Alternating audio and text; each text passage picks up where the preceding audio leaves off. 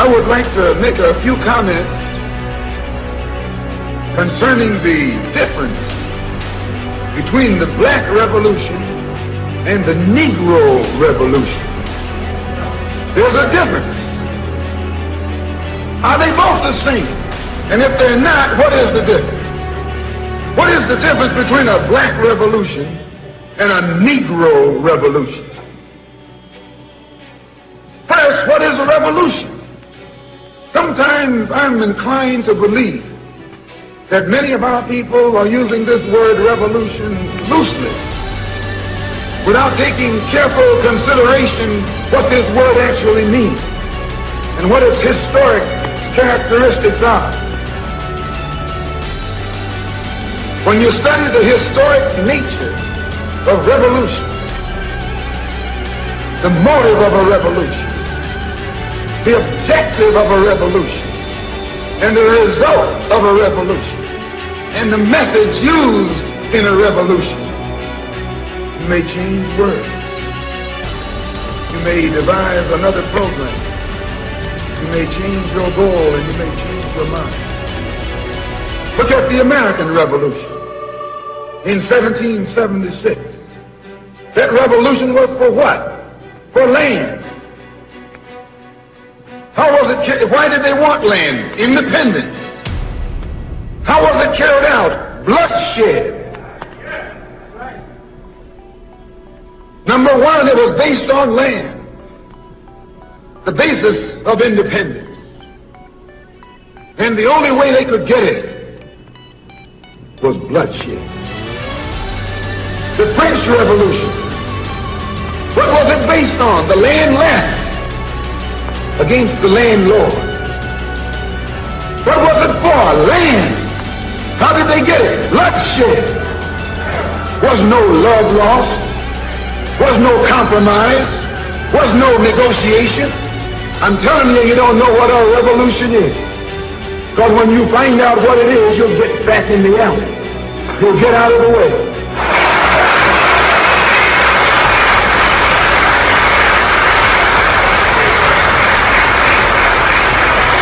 Come on in.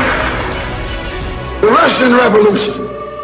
What was it based on? Land. The landless against the landlord. How did they bring it about? Bloodshed. You haven't got a revolution that doesn't involve bloodshed. And you're afraid to bleed. I saw if you're afraid to bleed. As long as the white man sent you to Korea, you bled.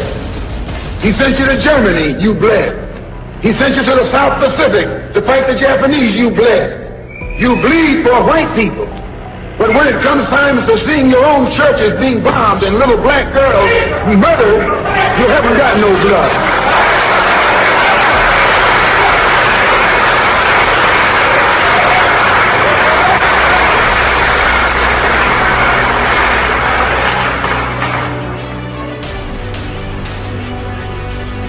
You bleed when the white man says bleed. You bite when the white man says bite. And you bark when the white man says bark. I hate to say this about us, but it's true. How you gonna be nonviolent in Mississippi as violent as you were in Korea? How can you justify being nonviolent in Mississippi and Alabama when your churches are being bombed and your little girls are being murdered, and at the same time you're gonna get violent with Hitler and Tojo and somebody else that you don't even know?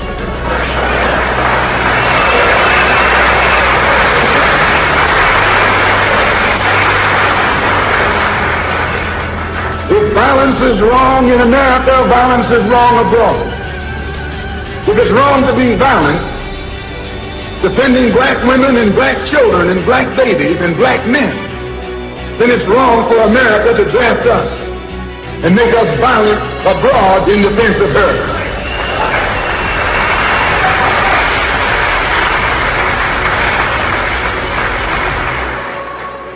And if it is right for America to draft us and teach us how to be violent in defense of her, then it is right for you and me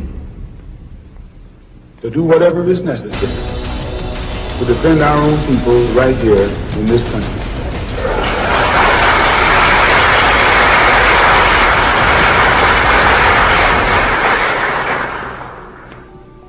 The Chinese Revolution. They wanted land. They threw the British out, along with the Uncle Tom Chinese. Yeah, they did.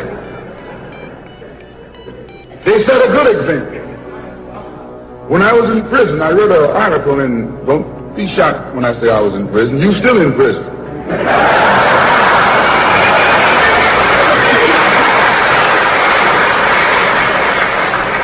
That's what America means, prison.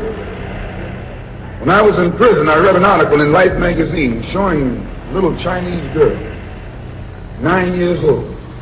Her father was on his hands and knees, and she was pulling the trigger because he was an Uncle Tom Chinaman.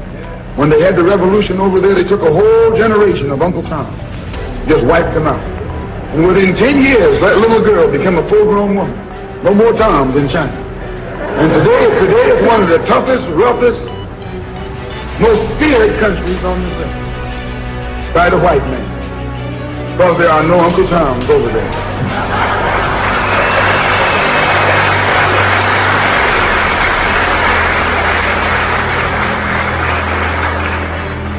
Of all our studies, history is best qualified to reward all research. When you see that you got problems, all you have to do is examine the historic method used all over the world by others who had problems similar to yours. And once you see how they got theirs straight, then you know how you can get yours straight. Please. There's been a revolution, a black revolution going on in Africa. In Kenya, the Mau Mau were revolutionaries. They were the ones who made the word uhuru. They were the ones who brought it to the fore. The Mau Mau, they were revolutionaries. They believed in scorched earth. They knocked everything aside that got in the way. And their revolution also was based on land, a desire for land. In Algeria, the northern part of Africa, a revolution took place.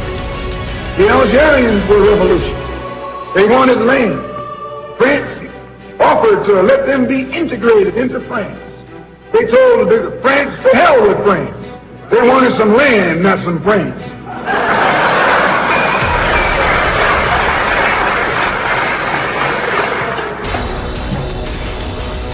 And they engaged in a bloody battle. So I cite these various revolutions, brothers and sisters, to show you, you don't have a peaceful revolution. You don't have a turn the other cheek revolution. There's no such thing as a non-violent revolution. Only kind of revolution that's non-violent is the Negro Revolution.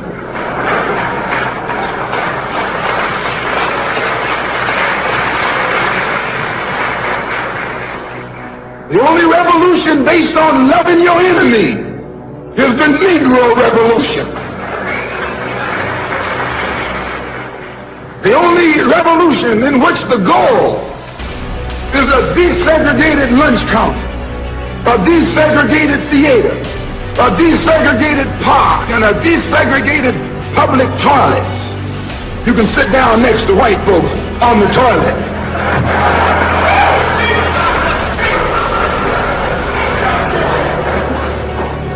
That's no revolution.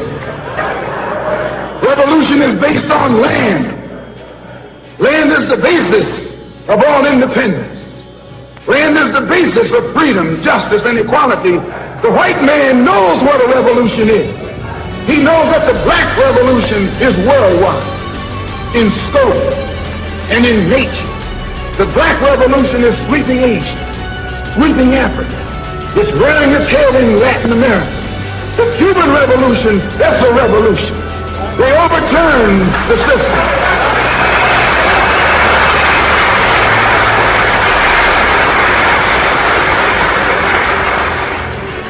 Revolution is in Asia. Revolution is in Africa. And the white man is screaming because he sees revolution in Latin America. How do you think he'll react to you when you learn what a real revolution is? You don't know what a revolution is. If you did, you wouldn't use that word.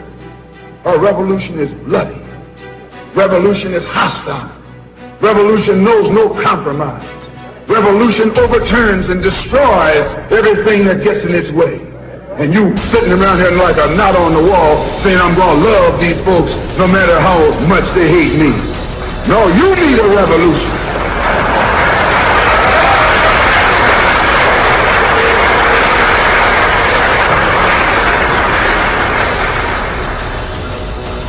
Who ever heard of a revolution where they lock arms, as Reverend Fleet was pointing out beautifully, singing, "We shall overcome"?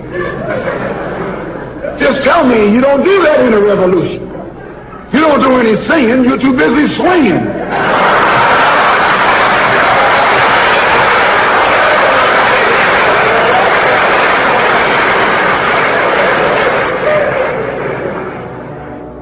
It's based on land. A revolutionary wants land so he can set up his own nation, an independent nation. These Negroes aren't asking for no nation. They're trying to crawl back on the plantation.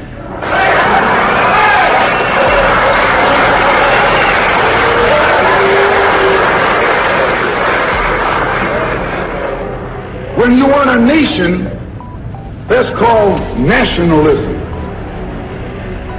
When the white man became involved in a revolution in this country against England, what was it for? He wanted this land so he could set up another white nation. That's white nationalism. The American Revolution was white nationalism.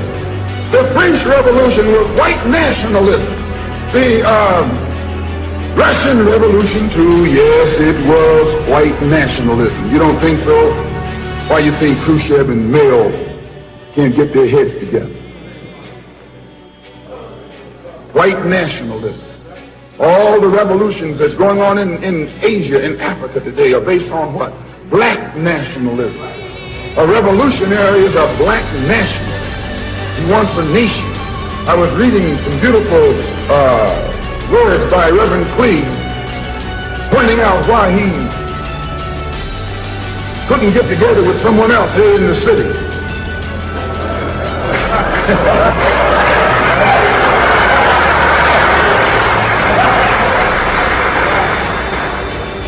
Because all of them were afraid of being identified with black nationalism.